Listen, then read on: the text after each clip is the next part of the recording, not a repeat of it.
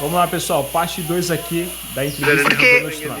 é disso que se trata para as pessoas. Nós queremos paz, liberdade e justiça para o grande povo da Venezuela. Isso inclui muitos venezuelanos que vivem nos Estados Unidos e querem voltar para casa. Nós não podemos... Aí que tá uma questão, né? Quando é algo humanizado do ser humano, algo da humanidade, a questão da briga da paz, briga pela liberdade de expressão, briga em defesa dos menos afortunados e de pessoas que querem de fato estar voltando para casa. Cara, é uma briga que todo mundo apoia, né? E quem não apoia, quem se impusera disso, pô, então é um cara sem coração, né? Não, fala aí. Se você imagina aí a sua família não podendo voltar para casa, não podendo voltar para o país de origem, porque existe um ditador pregando sobre comunismo, socialismo. É complicado. Ter outra pessoa assumindo o poder na Venezuela e que não tenha o povo venezuelano em mente. Nós tivemos décadas disso. Não vamos deixar isso acontecer. Eles estão lá agora e as pessoas não entendem. E como eu disse, eles estão lá agora. Nós estamos lá e ficaremos até que uma transição adequada aconteça.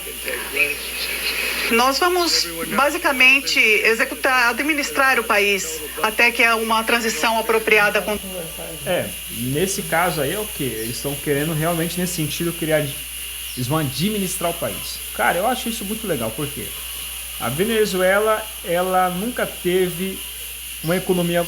Não, ela teve uma economia forte. Ela já teve uma economia forte. Só que eu sempre falo que o país ele é o reflexo do presidente. O país, ele é o reflexo do presidente. Se o presidente é um cara forte e quer ajudar a população, logo o país, ele é forte e quer ajudar a população. Se o presidente tem visão de capitalismo, crescimento, inovação, logo o país também tem esse reflexo. Se por acaso o presidente é um mala, se por acaso o presidente não quer fazer nada, ele é só um sugador de economia e dinheiro, e só quer só sugar o benefício da posição de presidente, logo, tudo isso se converte também no reflexo do país. Complicado. Como todos vocês sabem, o negócio do petróleo na Venezuela tem sido usado por muito tempo. E eles não estão retirando nada do que eles poderiam em comparação e o que poderia acontecer nesse país.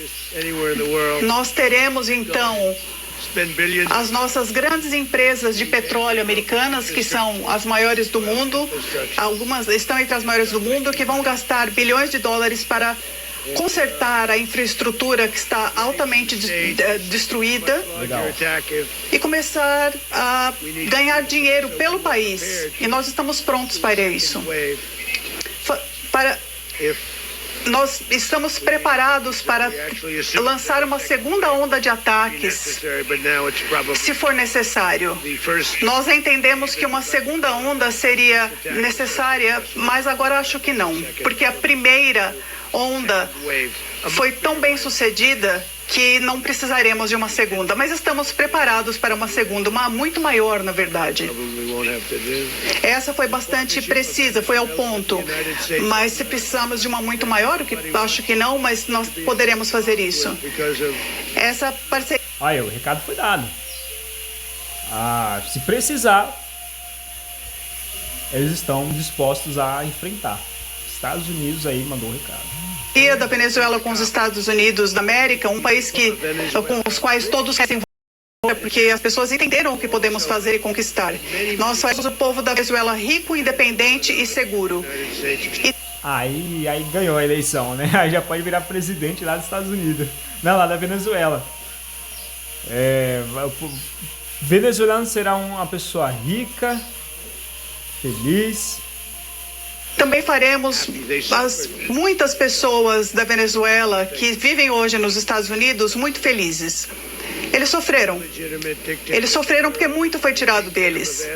E não vão sofrer mais. A ditadura ilegal de Maduro foi um reinado de uma rede criminosa imensa, responsável por tráfico de drogas, que acabaram levando à morte milhares de pessoas nos Estados Unidos.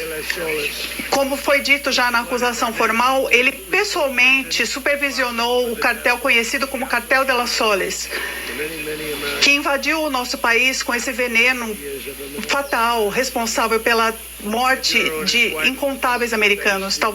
Centenas de milhares ao longo dos anos morreram por causa disso. Maduro e sua esposa irão agora encarar o poder total da justiça americana e serão julgados em solo americano. Eles estão agora... Olha, serão julgados em solo americano. Numa embarcação vindo, e o destino final é Nova York, e uma decisão será tomada. Vergonha, bicho. Tem um CNPJ, não tem? Tenho. Tu sabe que eu tenho. Cara, não é possível que tu tenha um CNPJ, então não tá faturando. Se será entre Nova York ou Miami, na Flórida. Nós temos evidências imensas de seus crimes que serão apresentados nos tribunais, e eu já pude verificar o que temos. É ao mesmo tempo horrível e de tirar o fôlego. Por muitos anos, em seu mandato como presidente da Venezuela, ele se manteve no poder mesmo depois que o mandato correto já havia sido acabado, e lançou campanhas de violência, terror e subversão contra os Estados Unidos, ameaçando não só o seu povo, mas a estabilidade de toda a região. Ou seja, era praticamente uma briga pessoal entre os Estados Unidos, né? Os Estados Unidos, eu acho que eles... Porque eu acho que o motivo eles também interviu. Porque a gente nunca pode desafiar uma grande economia. Sabe por quê? Porque uma grande economia, ela tem um negócio chamado ego. Entendeu? Ela não gosta de ser desafiada. E ser desafiada é visto como um desacato. É visto como um desrespeito. Então, ele simplesmente, os Estados Unidos também fez pelos venezuelanos, mas também fez também por eles, pelo respeito que ele tem pelo próprio país. Além do tráfico de quantidades gigantescas de drogas ilegais que levaram ao sofrimento de pessoas e à destruição humana de muitos países, em especial os Estados Unidos. O Maduro enviou gangues assassinas e selvagens, incluindo a sangrenta gangue de Trem de Aragua, para aterrissar comunidades americanas em todo o país. Eles fizeram isso. Ele fez isso. Eles tomaram complexos de apartamento, cortavam dedos de pessoas que ligavam para a polícia. Eles foram brutais. Eles não serão mais brutais agora. E eu tenho de parabenizar as nossas forças militares, o Pete Hegseth, todos da Guarda Nacional, porque o que eles fizeram, seja o que eles tenham feito em Washington, que agora é uma cidade totalmente segura, não há mais crime em Washington. Nós tivemos um ataque terrorista algumas semanas atrás, mas esse é um tipo diferente de ameaça. Mas nós não tivemos nenhum assassinato por um longo período, 6, 7 meses. A gente tinha 2 assassinatos por semana na capital. E não temos mais isso. Os restaurantes estão abrindo, as pessoas estão felizes, as pessoas estão saindo com suas filhas, com seus filhos, esposas, indo para restaurantes por toda a capital dos Estados Unidos. Portanto, eu quero agradecer à Guarda Nacional e os nossos militares e as forças policiais. Nós estamos fazendo isso também em Memphis, no Tennessee, e o crime também está caindo ali. Nós começamos essa operação algumas semanas atrás e o crime já caiu 77%. O governador de Louisiana nos telefonou. É uma ótima pessoa e nós queremos ajudá-lo, eu quero ajudá-lo. Certamente da parte boa da Louisiana. porque existem áreas ali que são bem difíceis. E o crime caiu. Eu acho que caiu depois de 2 semanas e meia. Parece que praticamente não temos mais crime ali. Dá para imaginar por que governadores não gostariam que a gente nos ajudasse? Como em Chicago, por exemplo, o crime caiu um pouco ali. Nós tivemos uma pouca ajuda, mas o governador de Illinois, onde... Oh, caraca. Donald Trump falou já, ó, deu uma falada ali agora para os governadores do próprio país, né? Olha, poderia ter ajudado mais, poderia ter apoiado mais. Chicago é um desastre, ele não quer a nossa ajuda. Mas, enfim, vocês verão como isso se desenrolará. Da mesma coisa com Los Angeles, nós salvamos Los Angeles tempos atrás. E a chefe do departamento de polícia fez uma declaração que o governo federal não podia entrar ali, então nós perderíamos Los Angeles. E havia aquelas tumulto nas ruas de Los Angeles. Nós não precisamos do crédito. Nós saímos e poderemos voltar se necessário. Nós voltaremos, aliás. Mas nós precisamos reforçar aqui o que aconteceu em Washington, porque ela se tornou de um lugar que era infestado pelo crime como um dos lugares mais seguros do mundo, onde as gangues que estupravam, torturavam e matavam americanos, mulheres e crianças. Em todas essas cidades que eu mencionei, gente que vinha do trem de Aragua, que foi enviada por Maduro para aterrorizar o nosso povo. E agora, Maduro nunca mais vai ameaçar um cidadão americano ou ninguém da Venezuela. Não haverá mais ameaças. Por anos, nós destacamos as histórias desses americanos inocentes que foram roubados pela organização. Cara, isso aí é uma atitude de um presidente. O presidente, ele não só protege o seu próprio país, mas também ele protege outros países que precisam de ajuda. Então, olha o humanismo que cada pessoa tem, a hombridade, você percebe? A empatia perante a outras pessoas que não são da sua própria raça, da sua própria etnia. Você percebe? Ó, ele não deveria, ele não poderia, não deveria. Ele não era o dever dele proteger a Venezuela. Você concorda comigo? O dever dele seria proteger os Estados Unidos. Só que aí que está a questão. Quando a pessoa realmente nasce com desejo de poder ajudar, transformar, mover grandes populações, grandes causas, ele não está preocupado se é do partido dele, se não é do partido dele, se é do país dele, se não é do país dele. Ele simplesmente quer executar o papel dele, cumprir o bom trabalho, entendeu? Ser justo, ser ético. A justiça supera questões ideológicas. Entendeu?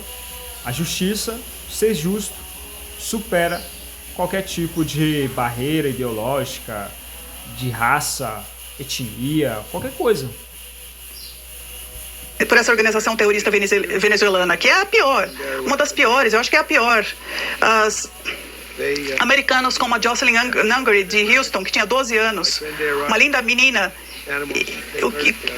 ela foi sequestrada, atacada e assassinada por animais do trem de Aragua. Eles mataram Jasmine e depois jogaram seu corpo sob uma ponte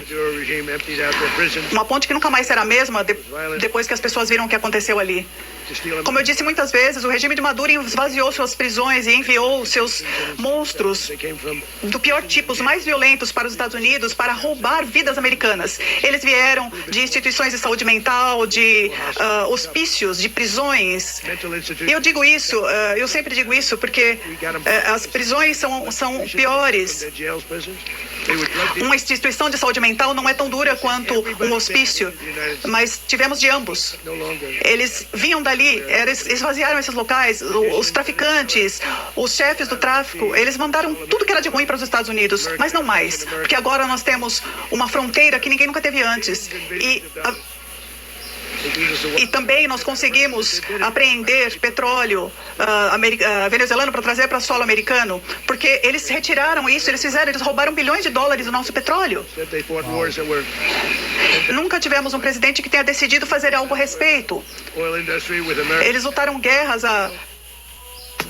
no PicPay tem empréstimo para negativado. Você contrata direto. Agora uma coisa é certa. A Donald Trump cravou a sua presidência, né? Ele é conhecido por ser um cara muito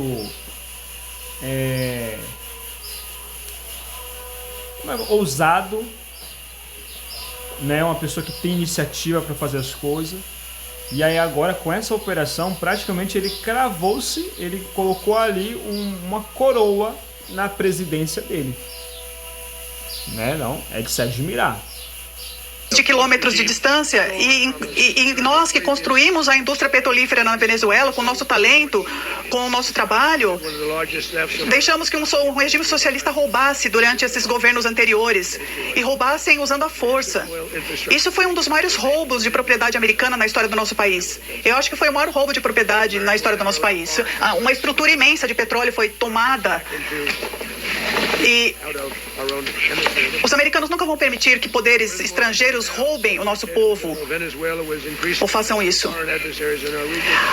Agora, sob o ditador deposto Maduro, a Venezuela ela vai... Enquanto estava com Maduro, eles usaram armas que tiraram de nós e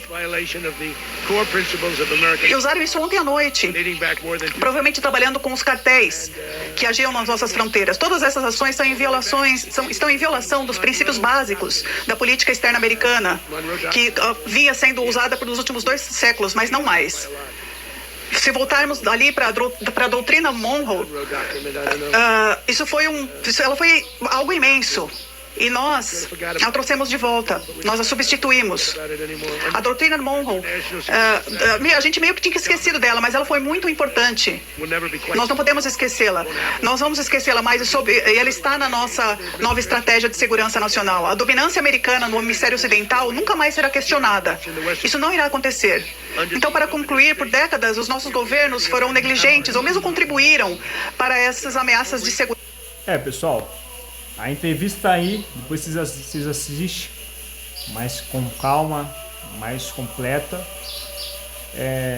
Eu acredito que todo mundo tem que proteger os fracos, os oprimidos, os necessitados, as viúvas, os órfãos, os doentes, os necessitados.